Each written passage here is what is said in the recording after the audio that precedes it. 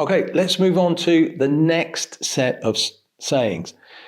Now, the theme which encompasses these next two sayings is not in a place or time. What I've done here is I've linked up sayings 1.2 and 117. And again, in the original 18, it would have been the second from the beginning and the second from the end of that 18. I've split 1.2 into two parts, and 117 is now in the middle. So I'll read those out, and then you'll get the full picture of what we are talking about when we're talking about not in a time or place. So 1.2 part 1. If those who lead you say to you, behold, the kingdom is in the sky, then the birds of the sky will get there before you. If they say to you, it is in the sea, then the fish will enter before you. Rather, the kingdom is inside you and outside you. 117. The followers asked, tell us how our end will be. Jesus said, have you discovered the beginning, that you seek after the end? For where the beginning is, the end will also be. Blessed is the one who will take their place in the beginning, as they will know the end and not taste death. 1.2 part 2. When you come to know yourselves, then you will be known, and you will realize that you are children of the living Father. But if you do not know yourselves, then you dwell in poverty, and you are that poverty.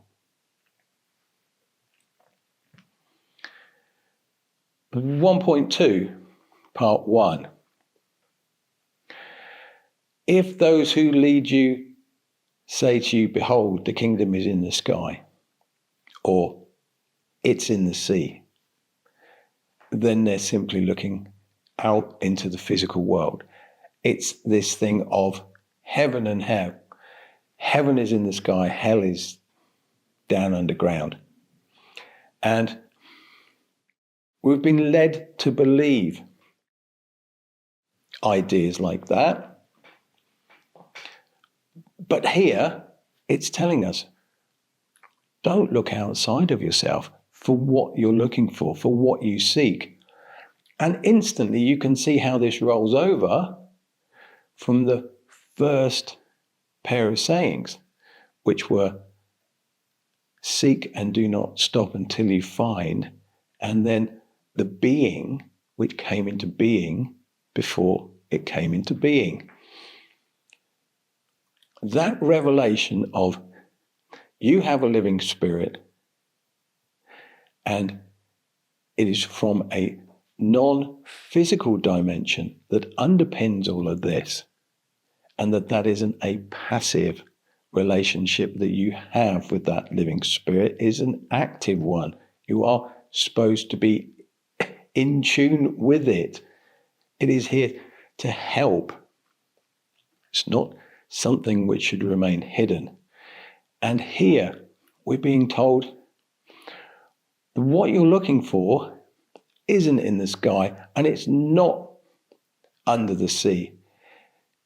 It is inside of you, but it is also outside of you. You are immersed in a consciousness. Now, that consciousness is divided, but if we look at it as a total thing, then there is nothing that is outside of that consciousness. You are immersed in it. Now, for our sake, the consciousness that we are speaking about is the living spirit, which is that part of you that animates you. There is also the global consciousness or the Jesus consciousness that's responsible for the evolution of life on this planet, and particularly the evolution of human beings. That evolutionary step is us discovering that there is this underpinning consciousness. That's the next step in human evolution. And then there is the living consciousness, what people refer to as God. That immense consciousness which has separated itself. It has created micro consciousnesses, if that is the correct term, so that it can know itself. If you are just one thing, you can't understand what you are. You need input. You need ways of understanding this creation through all the feedback. And that is what all these micro consciousness do. They bring experience and knowledge and thoughts back into the living consciousness. That's what happens. So you are immersed in that at all times. And it is for you to experience that. 117, the question is, tell us how our end will be. And the answer to that is, have you discovered the beginning? Because if you discover the beginning, you'll find the end. What we are being asked to understand is that there is a continuity. There isn't really a beginning and an end. And if you are in unity with your living spirit, when your physical body dies, your living spirit continues. It is from that dimension of the non-physical. It is eternal. It continues. It is part of the beginning and an end. So the question is answered with, when you can drop into that consciousness, usually through meditation, that's what you find. You find that vast spaciousness, that vast consciousness that has no beginning and end. But you have to experience that. That's the important thing. The last part, 1.2, the second part of that says, when you come to know yourselves, when you and yourself, currently that is saying that you are two different things. There is you that you know, that I describe as your familiar self, the thing that you get up with every single day. You look in the mirror and hey, guess what? It's you again.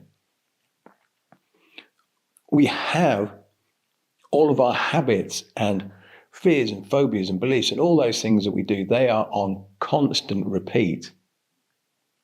And that is so that we know ourselves. You and yourself here are two things.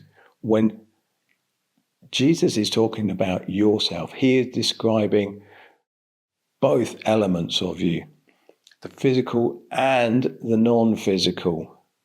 He's talking about you as a whole thing.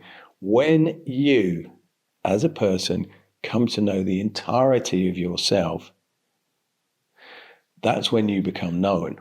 You become known because you are going to be very different from those people around you who function on the level that they always have done.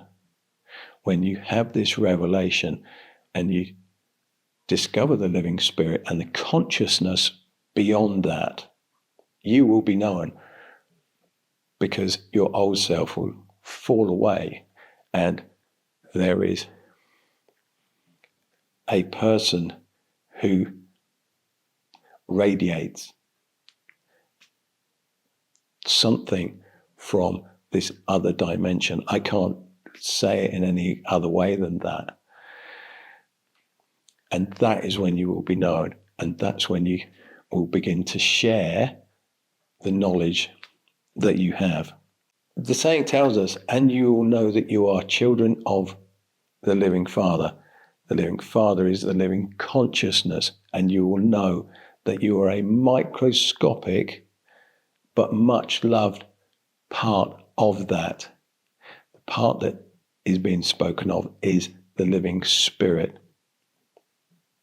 And it's the living Spirit which is currently trapped in this cycle of reincarnation that needs unity. It needs you to find it so that it can then move on to the next part of its evolutionary path.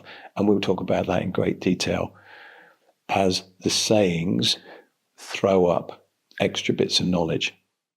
The saying finishes with,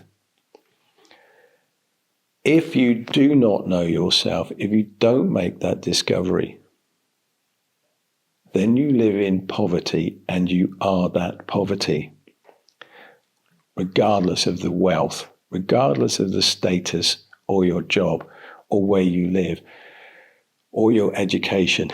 If you don't have that realization that you are more than just this physical body, that you are this double dimension as a being, the physical and the non-physical, if you don't have that understanding and you don't have that experience, then you go through life with